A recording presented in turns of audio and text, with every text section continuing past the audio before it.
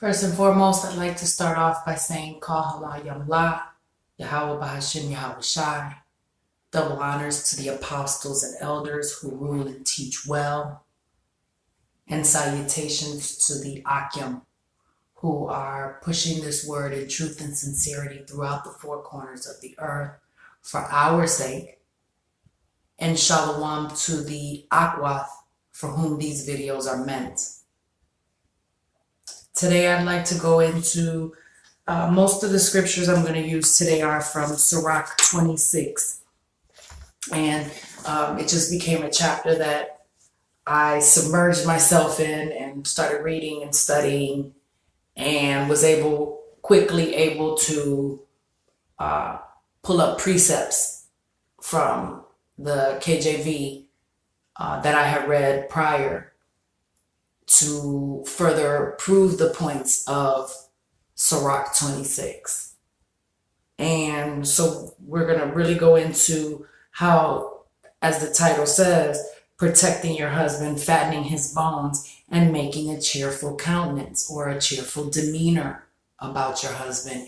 Even though every minute, every second, like my husband says, he's angry. He's angry in this place. And although they may not show it,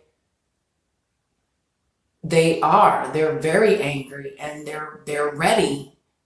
You know, they're out here teaching and the 2/3 are just not listening. Of course, they're fulfilling their lot, but it doesn't make our husbands any less angry that the Israelites aren't doing what they're supposed to do, or that they can't have the kingdom. They're angry.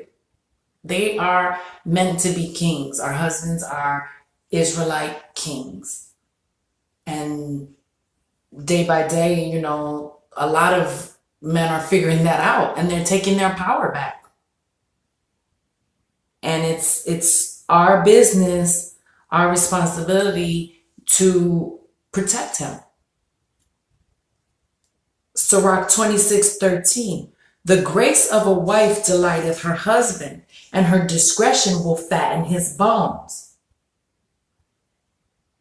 Proverbs 12:4. A virtuous woman is a crown to her husband, but she that maketh ashamed is as rottenness in his bones. So, crown, when you look up the word crown, and a virtuous woman being a crown to her husband, a crown means to encircle for attack or protection. And I know I've touched on this in one of my prior videos. We are obviously here to encircle our husbands for protection. The Most High didn't send us here and put us in their lives to encircle them for attack, to run around upset and cursing them when you get in an argument. And I don't mean cursing rude speech, because there's a difference. And if you don't know the difference between rude speech and cursing someone, then you're not in the knowledge. You're not working with knowledge. And the grace of a wife delighteth her husband, and it will fatten his bones. If not, you're like rottenness in his bones. You're like death to him if you're not being graceful. Sirach 26:22 says, a harlot shall be accounted as spittle, but a married woman is a tower against death to her husband. What's the purpose of a tower? Whenever you've seen a tower, if you look it up, a tower is a part of a larger structure, and it's devised to increase the visibility of the surroundings for defense purposes. So if we're a tower against death, we are a structure. We are part of a larger structure that visibly surrounds for defensive purposes. So we're here to defend our husbands, protect them, encircle them for protection, and surround them. Sirach 26:4, whether a man be rich or poor, if he have a good heart toward the Lord, he shall at all times rejoice with a cheerful countenance. So it doesn't matter how much money our husbands have. If they have a good heart toward the Most High, he's going to rejoice and have a cheerful countenance. Even though, again, they're angry all the time because of this place. How could you not be angry because of this place and what they've done to us and how they've taken our heritage away from us and made us to believe that we were this, that, or the other and not the chosen? Sirach 36:22, the beauty of a woman cheereth the countenance, and a man loveth nothing better. So just as he has a good heart toward the Lord and he's able to rejoice with a cheerful demeanor, bearing, or conduct, countenance, the same thing, the beauty of a woman cheereth the countenance, and a man loveth nothing better. He loves nothing better than to be able to come home and his wife is maybe studying or reading scriptures, or if he's giving you the permission to do so, as my husband has, to then teach other women what you've learned. Proverbs 21:19, it is better to dwell in the wilderness than with a contentious and angry woman. Our husbands rather go out into the woods and fend for themselves rather than to live in a house where they've got to come home and you're always contentious. And contentious means always arguing, always fussing.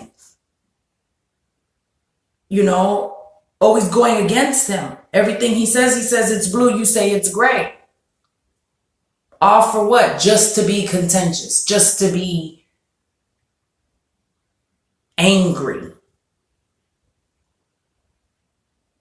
Sirach 25:23, a wicked woman abateth the courage, maketh a heavy countenance and a wounded heart. A woman that will not comfort her husband in distress maketh weak hands and feeble knees. Again, to abate something is to diminish in power or influence, to grow less, beat down, cast down, strike down, destroy, abolish, reduce, or lower. These are the things that maketh a heavy countenance. But the beauty of a woman cheereth the countenance, and a man loveth nothing better. This is what makes our husbands happy, that we uplift them, that we comfort them in their times of need. Proverbs 31:10, who can find a virtuous woman? For her price is far above rubies. Rubies are priceless gems. And Sirach 7:19 will tell a man, forego not a wise and good woman, for her grace is above gold. Her grace, her elegance, her virtue is above gold. Not the gold in this wicked place that's not worth anything, but the gold and the rubies that we'll receive in the kingdom. Yahweh Ratzazah, we make it to the kingdom. That's what a virtuous woman and an elegant, virtuous, graceful woman is worth. We are valuable possessions to our husband when we behave and act the way we're supposed to, the way that the Lord intended. Sirach 26:14, a silent and loving woman is a gift of the Lord, and there is nothing so much worth as a mind well instructed. To be silent is to be still, calm, quiet, in looser terms of few words. Not like the contentious woman and the angry woman who's always got something to say. A loving woman is an affectionate woman. So a silent and loving, a woman of few words who is affectionate is a gift. And there is nothing so much worth as a mind well instructed. A gift is something that which is given.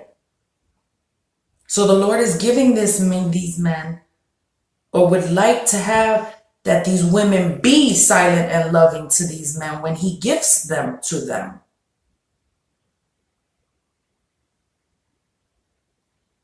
Proverbs 1:7 though says, the fear of the Lord is the beginning of knowledge, but fools despise wisdom and instruction.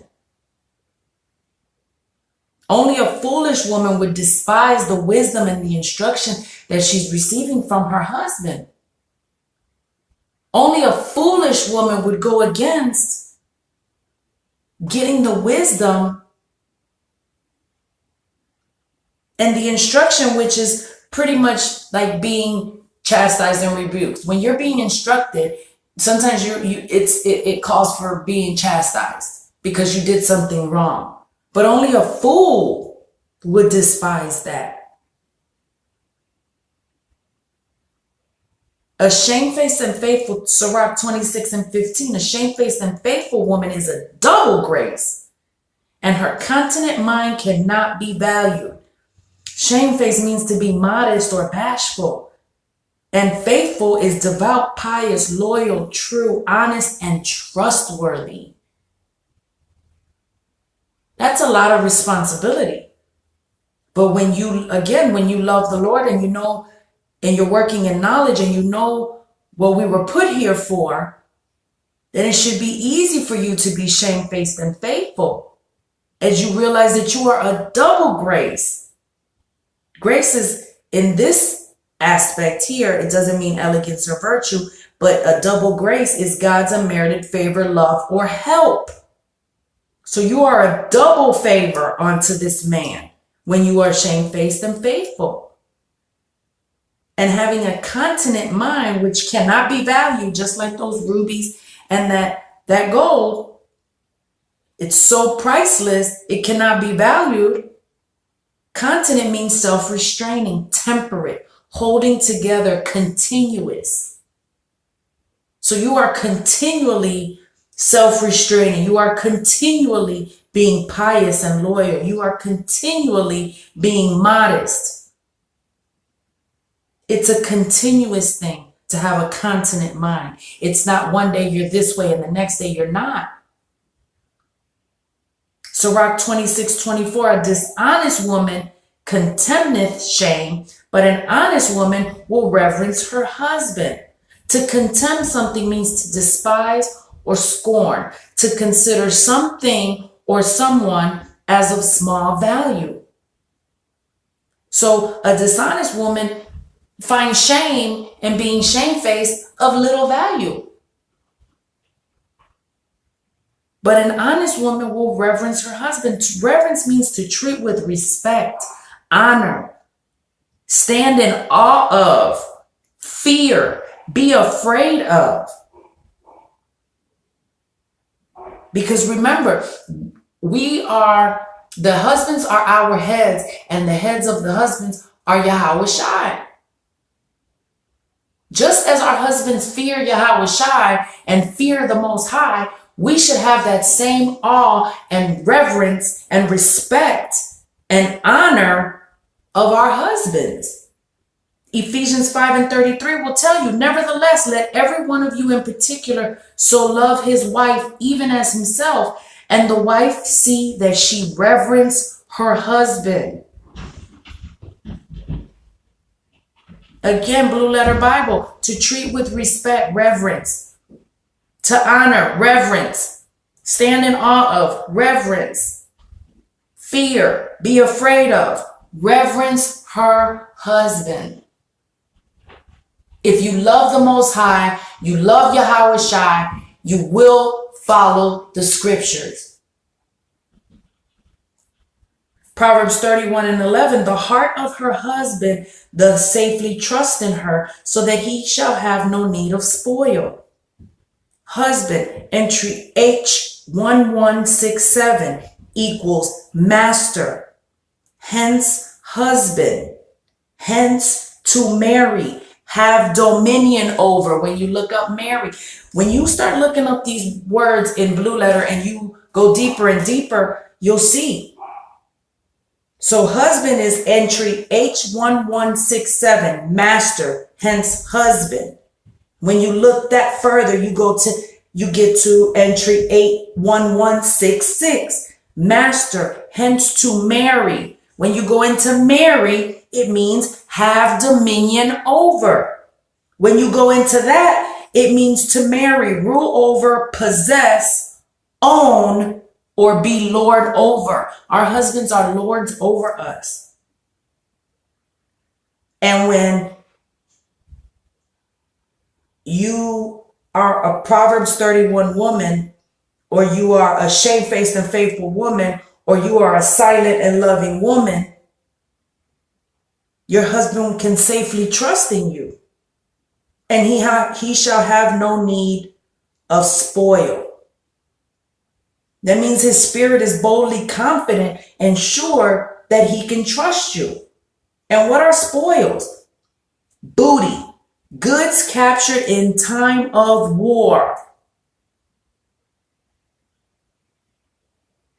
So when your husband can trust in you and he has this bold confidence and he's sure that he can trust in you, then there's a great possibility that he won't have no need for no other booty. Let's keep it real. But if he does take on another wife, which is a whole nother lesson, if he does take on another wife, then he's just taking another possession.